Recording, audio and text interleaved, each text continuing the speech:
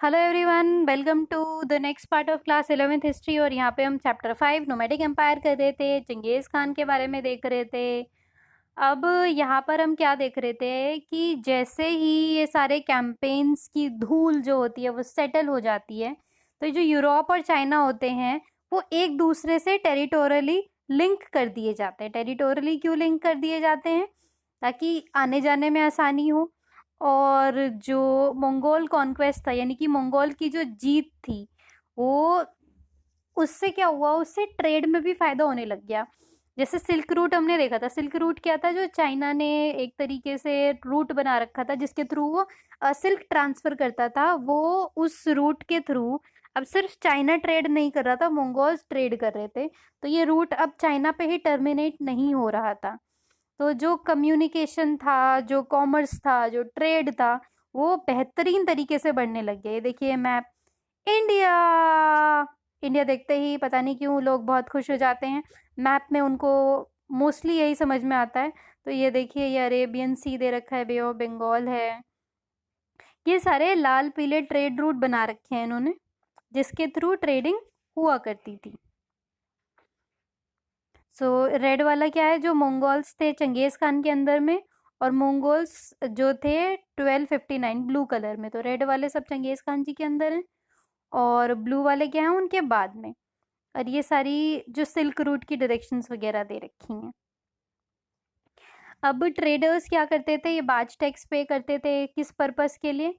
Trading वगैरह करने के लिए, क्योंकि वो जानते थे कि जो चंगेज खान की अथॉरिटी है, मंगोल खान की अथॉरिटी है, वो बहुत ही खतरनाक है। तो उससे पंगा लेने की किसी को जरूरत है नहीं।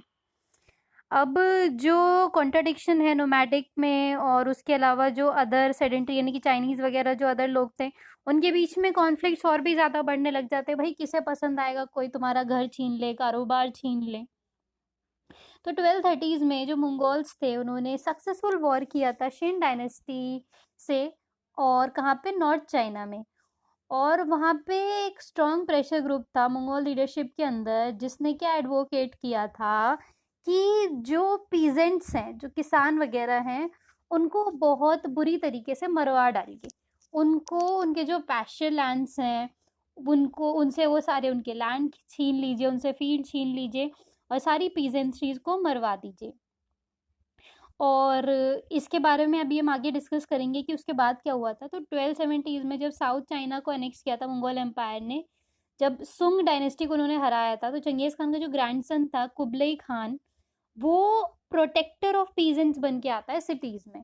जो कुबलई खान है वो इस चीज के खिलाफ होता है कि अगर कुछ पीजेंट्स विद्रोह कर रहे हैं तो ऐसा नहीं है कि आप लाइन से सबको मरवा दो। अब 1290s में जो मंगोल रूलर थे ईरान के गजान खान, जो कि चंगेज खान के यंगेस्ट सन जो थे तोलोई, उनके डिसेंडेंट थे, उन्होंने अपने ही फैमिली मेंबर्स को और जनरल को क्या उन्होंने एक तरीके से धमकी दी, वॉर्न किया कि जो ये पीजेंट्स है ना, उनको नहीं पायलेज करवाना, उनको नहीं मरवाना है, उनको इतना नहीं प्रताड़ित करके रखना है। क्योंकि इससे क्या होगा कि अगर आप पीजेंट्स वगैरह को इतना ज़्यादा परेशान करोगे, तो शायद चंगेज खान भी आज इतना ऊपर नहीं पहुंचा होता जितना आज उसका नाम है। अब जो इसकी स्पीच थी ना, जो हमारे गजान खान की स्पीच थी, बहुत ही बेहतरीन स्पीच बोली थी इन्होंने। देखिए एक एक्सट्रैक्ट दे रखा है इन्होंने यहाँ पे, बिल्कुल दम से, बिल्कुल दिल से इन्होंने ये बातें बोली थी। तो गजान खान 1295 से लेके 1304 तक जो फर्स्ट एल खानिद रूलर रहे थे, जो इस्लाम में कन्वर्ट हुए थे, उन्होंने ये स्पीच दी थी मंगोल टर्किश नोमैड कमांडर्स को। एक स्पीच थी जिसको शायद ड्राफ्ट किया था पर्शियन वजीर राशिदुद्दीन ने, और जिसमें मिनिस्टर्स के लेटर वगैरह था। वो क्या कहते थे कि I am not on the side of Persian peasantry. If there is purpose in pillaging them all, there is no one with more power to do this than I. वो क्या कहते हैं कि मैं पर्शियन पीजेंट्स के side नहीं हूँ। अगर जरूरी है ना इनको मरवाना, जरूरी है ना इनको खत्म करवाना, तो मेरे से बेहतरीन कोई बंदा नहीं जो इन सबको खत्म करवा दे।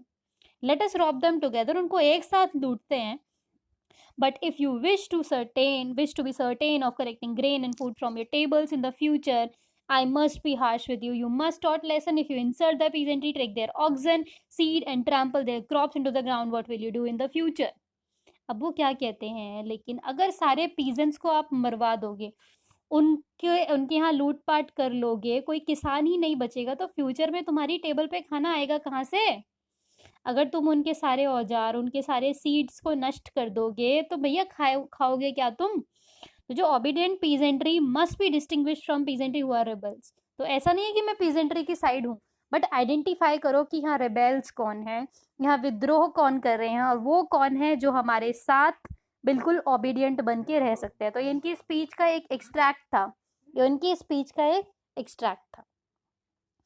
जो चंगेज़ खान के रेन की अगर हम बात करें, तो मंगोल्स ने बहुत सारे सिविल एडमिनिस्ट्रेटर्स जो थे उनको रिक्रूट कर रखा था, यानी कि ऑफिसर्स उन्होंने रिक्रूट कर रखे थे। सारे काम भैया राजा अकेले थोड़ी करेगा, तो उसने ट्रस्टेड बंदे अपॉइंट कर रखे थे जो सब चीज़ों की देखभाल करते थे। अगर हम बात करें, जैसे ऐसा नहीं था कि मंगोलियन ही सारे थे जो उनके एडमिनिस्ट्रेटर्स थे, वो चाइनीज़ भी थे, वो ईरानियन भी थे, बट चाइनीज़ सेक्रेटरीज को वो डिप्लॉय करते थे ईरान में, पर्शियंस को चाइना में, ऐसे ही घुमा घुमा के वो एक दूसरे को क्या करा करते थे, डिप्लॉय करा करते थे पर्टिकुलर जगह पे। इससे क्या होता था कि एक तो एक जगह के कल्चर से दूसरा कल्चर सीखेगा। मान लो चाइनीज़ लीडर है कहीं पे, तो वो सही सही बातें क्या करेगा, उनको सिखाएगा, टेक्निक सिखाएगा, ट्रेनिंग देगा अपने हिसाब से। तो पर्शियन अगर मान लो ईरान का कोई बंदा है, उसको ईरानियन सारी टेक्निक्स तो पता ही है, उसको चाइनीज टेक्निक भी पता चल गई, तो उससे उनके सोल्जर्स बेटर होते थे, उनके डील करने का तरीका अलग होता था। तो वो जो भी ट्रस्टेड लोग होते थे, तो जो मंगोल खान्स थे उनको अपने पास रखा करते थे, अपने साथ रखा करते थे।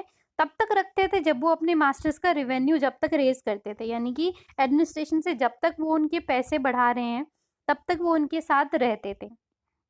जैसे 1230s में चाइनीज मिनिस्टर्स येलू चुज़ाई, और उसके अलावा भी कुछ और एग्जाम्पल्स है जिन्होंने दे रखे हैं, जो वजीर रशीदुद्दीन थे, जिन्होंने गजान खान की स्पीच जो थी वो ड्राफ्ट करी थी, जब उन्होंने ये स्पीच दी थी कि पीजेंट्री को हैरेस नहीं करना है, उनको प्रोटेक्ट करना है।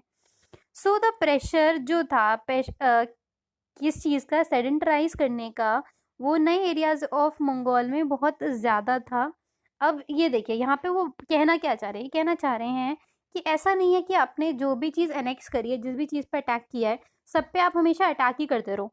एक टाइम के बाद आपको वहाँ पे इनएक्टिव होना पड़ता है, क्योंकि लोग ऑलरेडी बहुत ज़्यादा डर चुके होते हैं कि वो आपके खिलाफ अब विद्रोह करने की शक्ति नहीं रखते हैं। तो इस पे भी ये बहुत ज़्यादा बातें चला करती थी।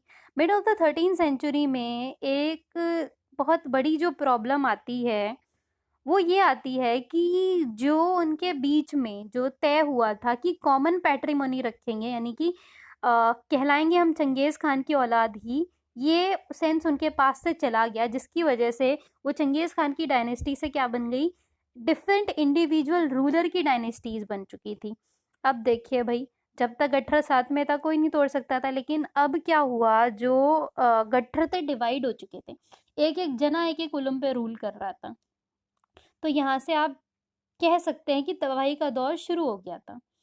अब जैसे अगर हम बात करें कि जब चंगेज़ खानिद डिसेंडेंट्स थे, उन्होंने क्या करा था, उन्होंने कहीं पे कोई ऑफिस अगर कब्जा किया था, ऑफिस नहीं यानी कि कोई जगह कब्जा किया था, या पेस्टोरल लैंड्स कब्जा करी थी, तो शुरू में तो सब लोग एक साथ थे, लेकिन धीरे धीरे ये क्या होने लग गए, एक दूसरे से टूटने लग गए और अपनी अपनी लैंड की देखभाल करने लग गए।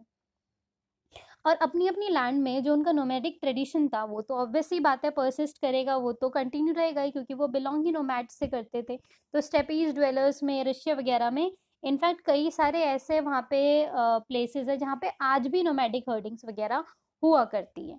सो इस पार्ट को हम यहाँ तक रखते हैं, इसका अगला पार्ट हम कवर करेंगे नेक्स्ट वीडियो में। So thank you so much, meet you all in my next video. Thank you.